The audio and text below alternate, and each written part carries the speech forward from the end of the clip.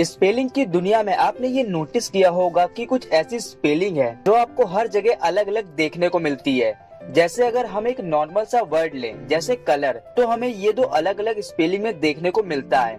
कहीं ये COLOR होता है तो कहीं COLOUR होता है। तो ऐसा क्यों है? दरअसल दो ऐसे देश हैं, अमेरिका और ब्रिटेन, जिन देशों की इंग्लिश को पूरे विश्व भर में माना जाता है, अमेरिकन इंग्लिश और ब्रिटिश इंग्लिश। तो ये जो कलर है ये ब्रिटेन का इंग्लिश है और COLOR ये अमेरिका की इंग्लिश है। दोनों जगह के बेसिक ग्रामर रूल भी बिल्कुल अलग है और हमारे देश भारत में ब्रिटेन इंग्लिश को भी पढ़ाया जाता है स्कूलों और कॉलेजेस में।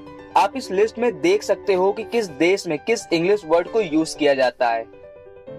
दोस्तों, धरती से कोसों मील दूर ऊपर स्पेस में रहने वाले एस्ट्रोनॉट्स आखिर अपना वोट कैसे कास्ट करते हैं? वो तो महीने महीने सालों साल ऊपर स्पेस में रहते हैं, तो जाहिर सी बात है कि वो नीचे आकर वोट तो नहीं कर पाएंगे। 1997 की बात है जब टेक्सास लेजर में एक बिल पास किया गया था जिसने नासा एस्ट्रोनॉट को ऊपर से वोटिंग करने की राइट्स प्रदान की थी, और तब जाकर नासा के एस्ट्रोनॉट डेविड वुल्फ दुनिया का सबसे पहला ऐसा इंसान बन गया। और वोटिंग कास्ट करने के लिए नासा ने खास तौर पर एक electronic absentee balance system install किया था। क्या आपको पता है कि रोंगटे खड़े क्यों होते हैं? देखिए, इसका एक कारण है। हर एक जीव अपने सरवाइव के लिए इस टेक्निक का इस्तेमाल करते हैं।